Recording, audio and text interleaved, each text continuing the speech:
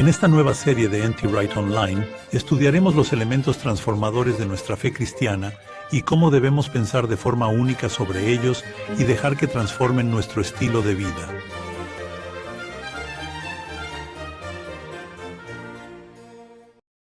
¿Qué es la iglesia? La palabra iglesia en el Nuevo Testamento se utiliza en dos sentidos distintos. Por un lado, se refiere a la totalidad. Si lees la carta a los Efesios, verás a Pablo hablando de la iglesia, y se refiere a la iglesia a nivel mundial. La carta a los Efesios es una circular dirigida a muchas iglesias, pero Pablo todavía puede referirse a la iglesia como una sola entidad. Pero en otros lugares puede hablar de iglesias individuales, por ejemplo, en las cartas a Corinto, donde habla de los detalles de una iglesia en un sitio. También encontramos cosas parecidas en los Evangelios, cuando Jesús dice, «Sobre esta roca edificaré mi iglesia». Y luego en Juan 17, Jesús ora por sus discípulos para que sean todos uno.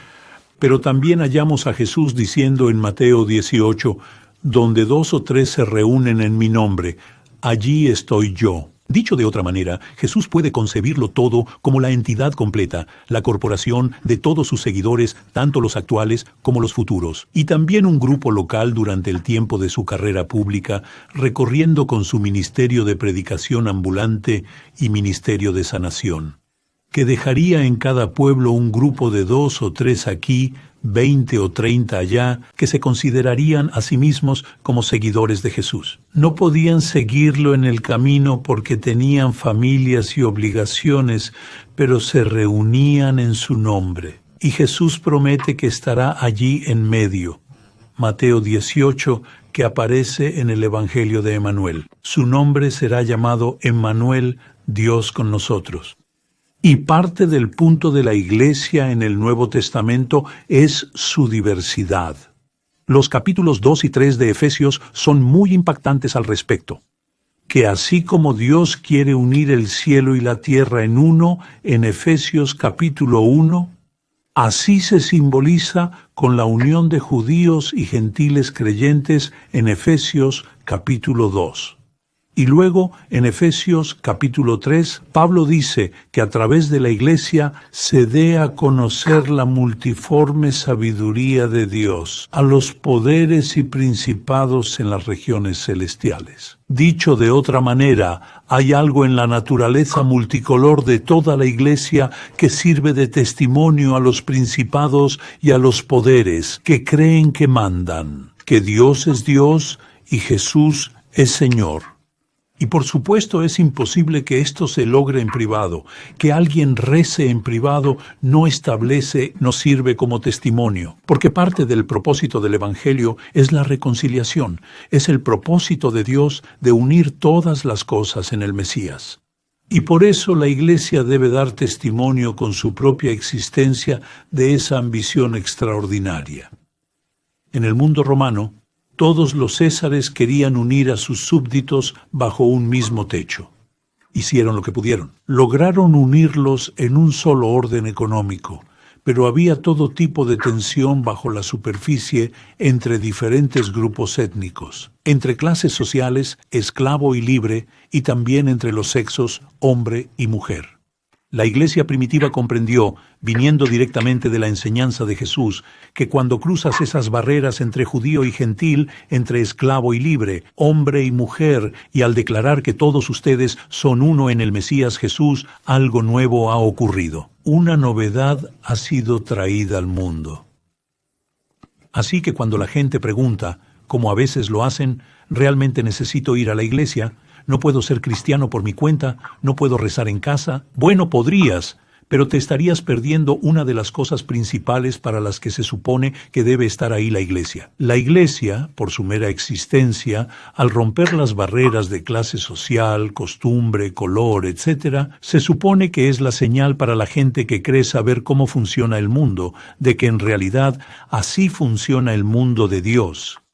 Esta pregunta cobró una importancia especial tras la pandemia de hace ya algunos años, cuando la gente empezó a tener cultos que se transmitían por Zoom a los hogares o que se ponían en Microsoft Teams o algo así para que simplemente pudieras sentarte en tu cuarto y unirte al culto. Pero casi todos los que hicieron eso sabían en lo más profundo que faltaba algo sobre la naturaleza corporativa de la iglesia. La iglesia te necesita allí para que la significancia de tu individualidad se convierta en parte del rico patrón de la vida comunitaria de la iglesia. Nos necesitamos para que esto tenga el sentido que debe tener. Y pragmáticamente, pero importante, cuando nos reunimos y cuando adoramos y oramos juntos, suceden cosas que quizás no habríamos anticipado del todo. Los bloqueos sociales pueden moverse un poco. Por supuesto, a veces la vida de la iglesia puede intensificar las tensiones sociales y los problemas que existen, pero eso sucede para que sean abordados y resueltos. La iglesia no siempre ha sido buena en eso, pero la respuesta no es huir y esconderse en pequeños enclaves de personas afines o que todos se ven iguales o tienen el mismo acento. Esa es la mala respuesta. La respuesta correcta es el camino difícil y elevado de la integración, de la unidad, de reconocernos unos a otros como hermanos y hermanas, como compañeros seguidores de Jesús, a través de las tradiciones, a través de los patrones, a través de las distintas divisiones sociales. Y es especialmente importante para la vida de enseñanza comunitaria de la Iglesia que enseñemos a las personas, que nosotros, la Iglesia, enseñemos a la gente no solo individualmente, sino como una congregación, instruyéndoles sobre cómo practicar el perdón y cómo ser personas que cuidan de los pobres y de los desvalidos, lo cual la Iglesia siempre ha hecho desde el principio. Personas que forman parte de una comunidad que escucha la Escritura, donde yo escucho esto en el texto, pero cuando nos reunimos para un estudio bíblico, tú dices, tú oyes eso en este texto. Bueno, hablemos de ello. Quizás ambos vemos algo, y tal vez hay una tercera cosa oculta que debemos explorar. Sin nuestra vida en comunidad, yo nunca lo habría entendido. Entonces, ¿qué me da la Iglesia a mí y al mundo? La Iglesia debe ser un signo de esperanza. La Iglesia está destinada a ser el pequeño modelo operativo de la nueva creación. También abarca todo tipo de cosas dentro de eso, mientras su vida corporativa apunta hacia el futuro último de Dios, la renovación de todas las cosas.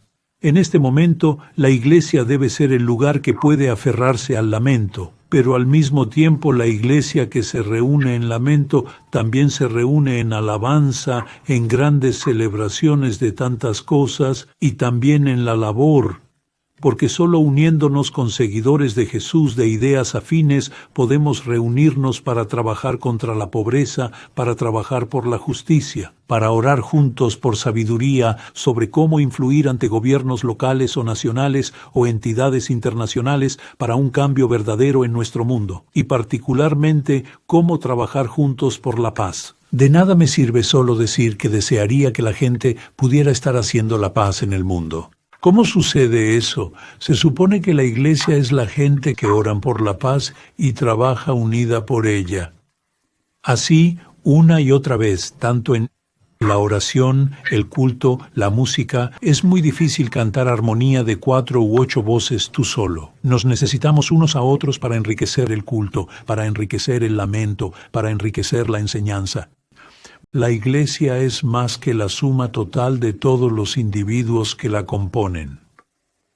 Ciertamente, al llevar a cabo estas acciones, y he vivido esto de múltiples formas a lo largo de una vida diversa, de diferente trabajo eclesiástico en el que he estado involucrado, nos topamos con problemas de distintas tradiciones. Algunos se criaron pensando que esto es lo que hay que hacer en la Iglesia, y si alguien dice algo distinto, pues no podemos aceptarlo. Tenemos que averiguar cómo lidiar con las diferencias, y tenemos que averiguar qué diferencias marcan la diferencia y cuáles diferencias no importan. Pablo en Romanos 14 es claro: observar un día u otro, comer o no comer cierta comida, no son cosas que importen. Debemos aceptarnos como hermanos. Él es igualmente claro en Romanos y Primera de Corintios y Efesios y en todas partes que ciertos estilos de vida, Ciertas formas de comportamiento no son diferencias con las que la Iglesia puede vivir, y la Iglesia de hoy urgentemente necesita entender la diferencia entre las diferencias que importan y las diferencias que no.